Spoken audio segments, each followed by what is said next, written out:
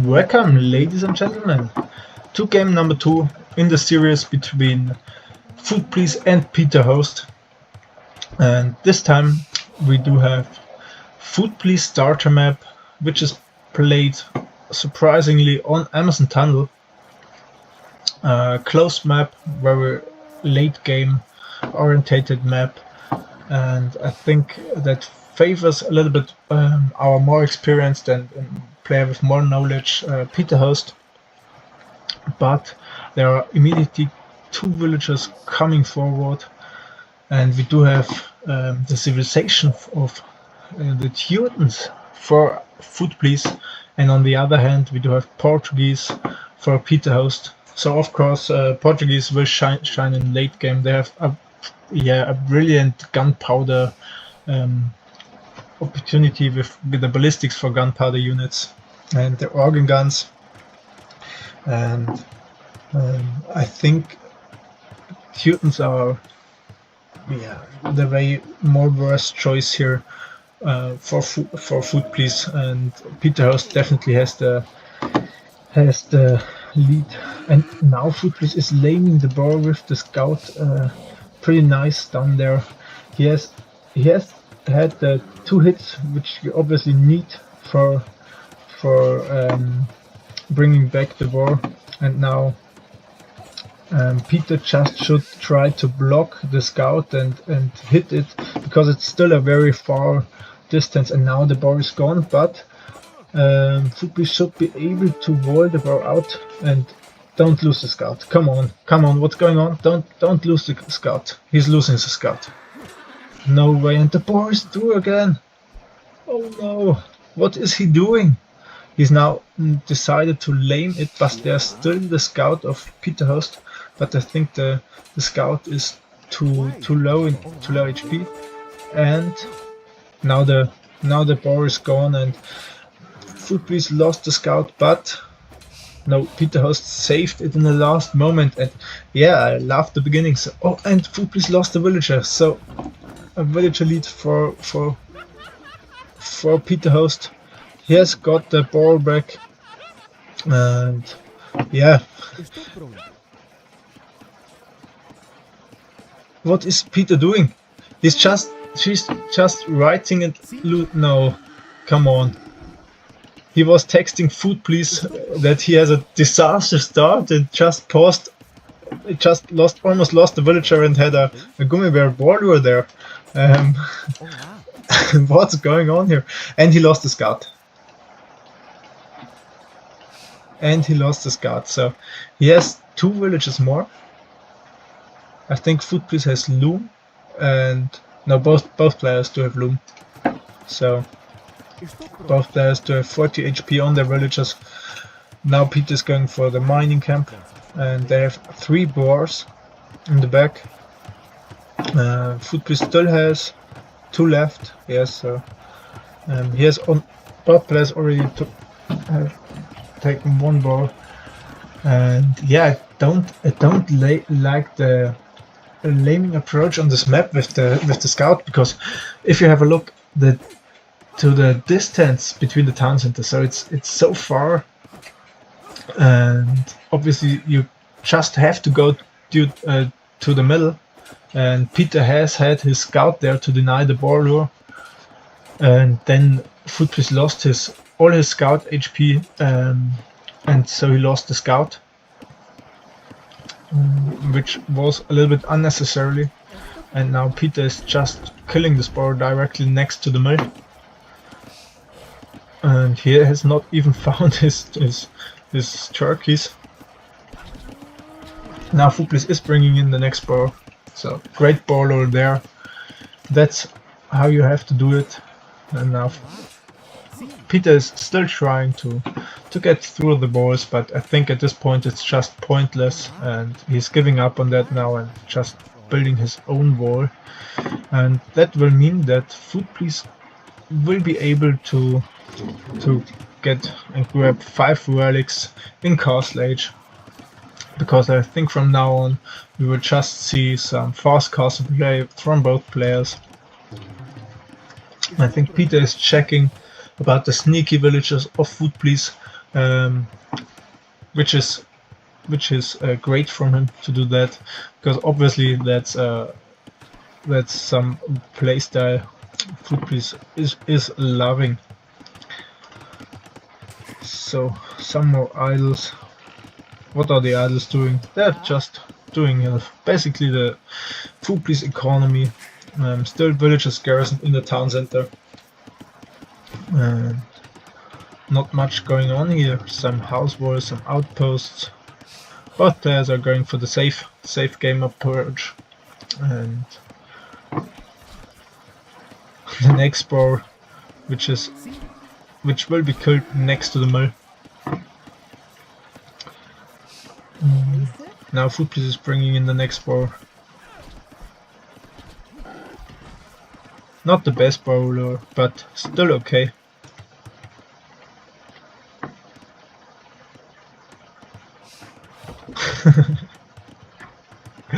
Okay, I don't like this mining, this lumber camp, but I guess he will need these 2 villages for placing forward buildings like a siege workshop or things like that.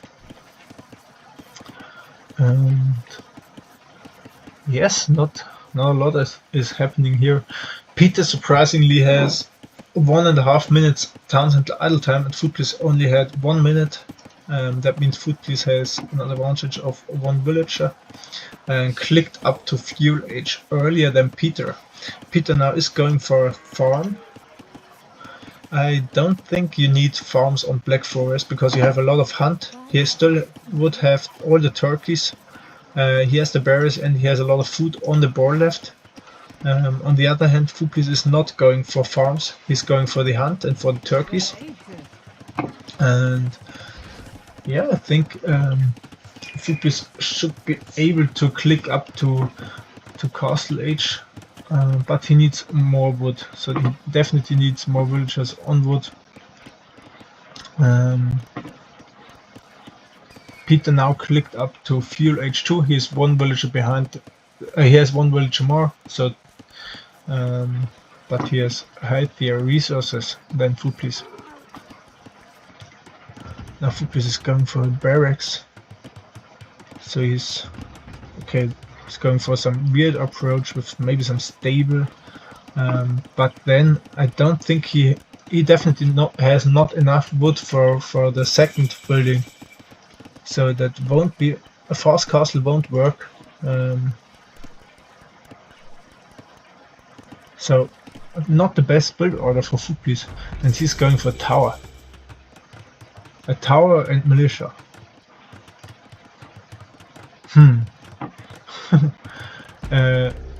Immediate reaction from Peter Host, just going for some stone walls.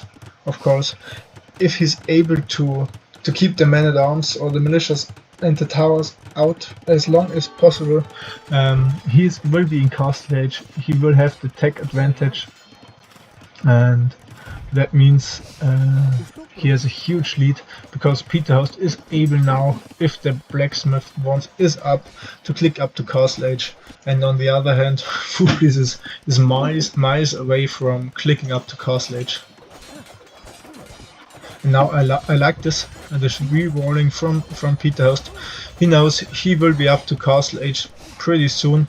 He has the market, he has a lot of idle villages, so basically the whole economy is now the market, and that means that, yeah, I think Peter Host has a good chance now to win this game.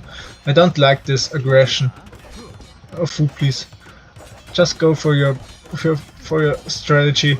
If you want to go for men-at-arms, I think you have to click up, yeah, really quicker, not as late as he did, and it's just giving Peter Host the opportunity to click up to castle age and play the game from there on with a better military, better units, better upgrades, or even a better economy, to extend the village elite, because there's no chance that FoodPlease will break the walls of Peter Host soon.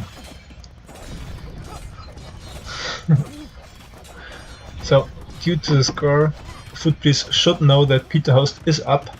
Of course, Peter has had to spend a lot of stone on the stone walls, but he has a lot of villagers collecting stone, and he should react with a counter tower.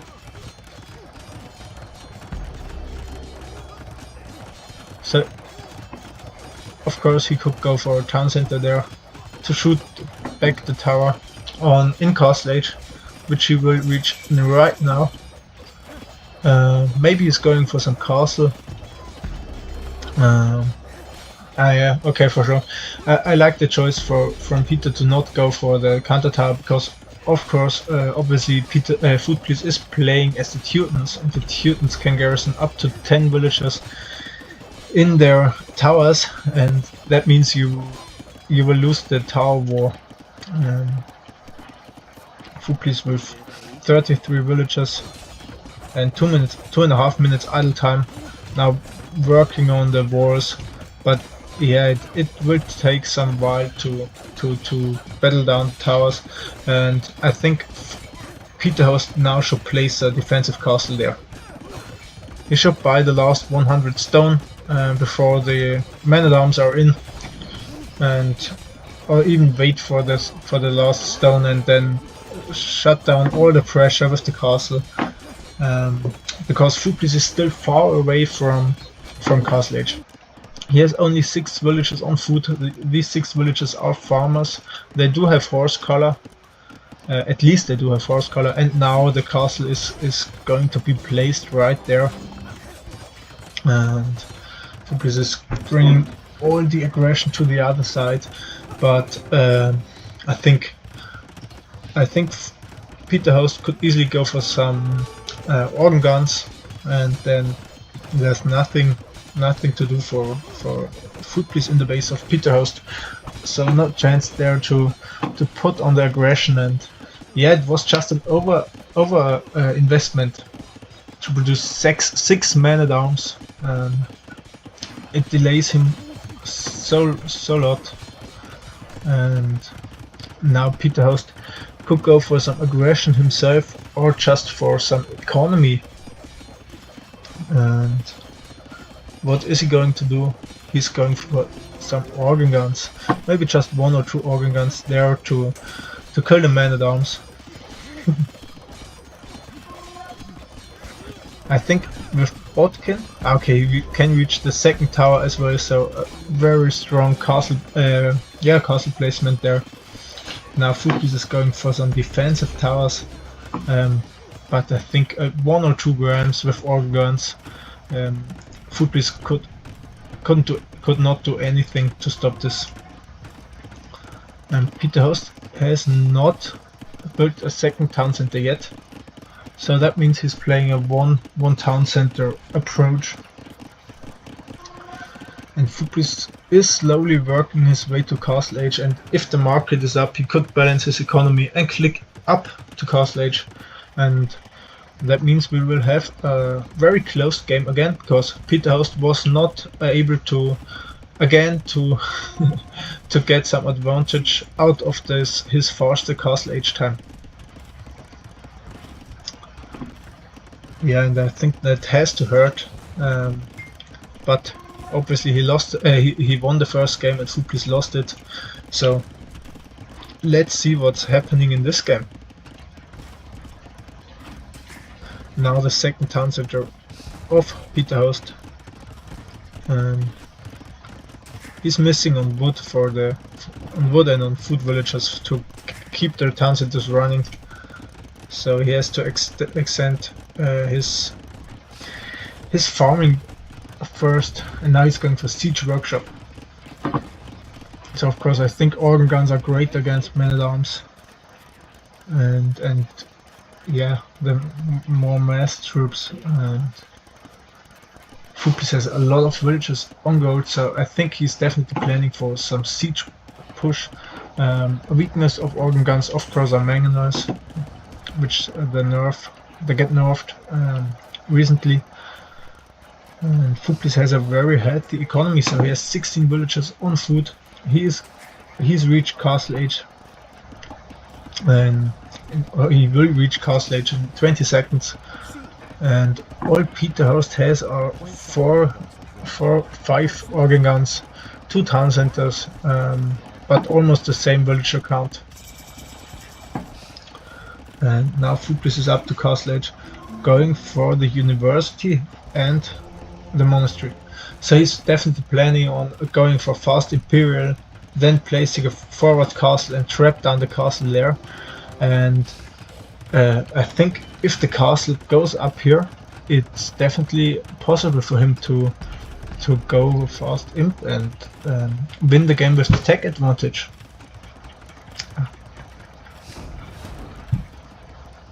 So Peter will lose this mangonel if he's not watching or not be careful. And yeah, FoodPlease is building this castle on the hill. And I think there's nothing for Peterhost now to stop this. Because the organ guns are just standing around. He is just letting FoodPlease do his game plan, going for imperial, trap down his base. The only way he could win against Portuguese obviously is before Portuguese to get to their late game composition with Victorious or stuff like that. And yeah, that's... Oh, I don't like this castle. So Peter now could have recognized the score drop and that FoodPlease is not doing anything and has a very late castle age timing, and now he's going for a forward castle, and that means FoodPlease will easily trap down this castle pretty soon. And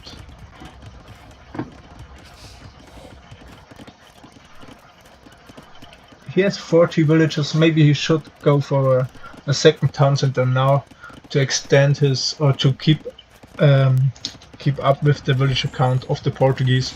But of course, if you're going for to play an all in Imperial, it does not matter. Just going for the trebuchet, save your wood for those expensive units and trap down the castles and the town center of Peterhost. But Peter is saving, I think, for Imperial too. So he knows that he has to click up pretty soon. And this castle soon is up, built with 2 villages only. He has 2 mangonels, 5 organ guns. On the other hand, FoodPlease is now going for monks, going for the relics. So nice done there, because the relics can generate a lot of gold, especially 5 relics. And now Peterhost will shut down these 2 towers. But FoodPlease is going for chemistry, for a trebuchet out of the castle, and for some bomber cannons. If Teutons even get to bomber cannons. But I think FoodPlease does not know even.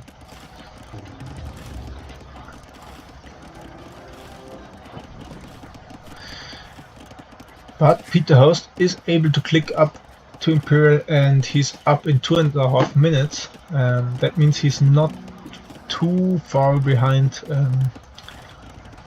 He of course will lose 1 castle, or he should lose 1 castle. But if he's lucky, he only will lose 1 castle, and the second one will be up.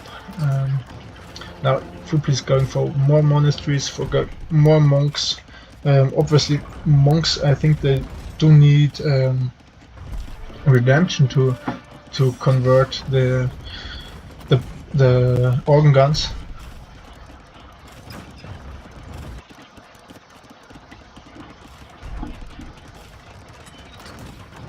And now Peterhost is repairing this castle with a lot of villager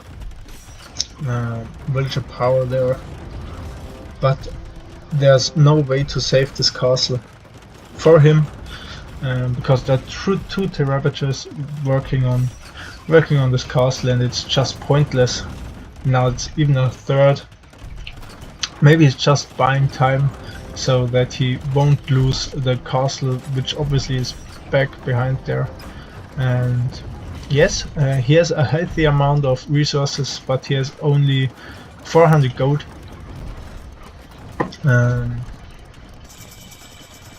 So maybe he goes for some bomber cannons by himself, and that's exactly what he's doing. He's going for chemistry. Of course, with chemistry you can easily the trebuchets with a good micro, but FoodPlease has a bomber cannon as well, and I don't think Peterhouse can sustain this castle here and can save it, because there are 4 trebuchets and 2 bomber cannons. There's no way for him to defend this castle here. Look how fast this castle is going down.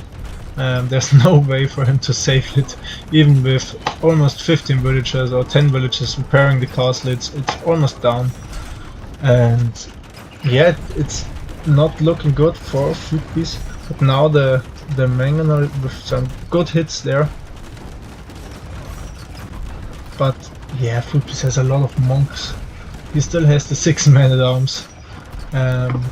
But no redemption yet. Now redemption is coming in, and if redemption is in, I think Peterhouse has no answer to the push of FoodPlease, and he just gave him way too much time for clicking up to Imperial. He had the tech advantage for so long. Just push back the damn 2 towers and go forward with your army, create some mess into the base of FoodPlease, and yeah, that would be the game. But now it's 1-1 after this game, and FoodPlease even going for block printing for the monk upgrades, and yeah, Peterhouse has a lot of food in the bank, but he's very badly housed due to the pressure of FoodPlease, and he has not even a stable up yet to counter for the monks, and that means yeah, this is a FoodPlease game to lose at this point.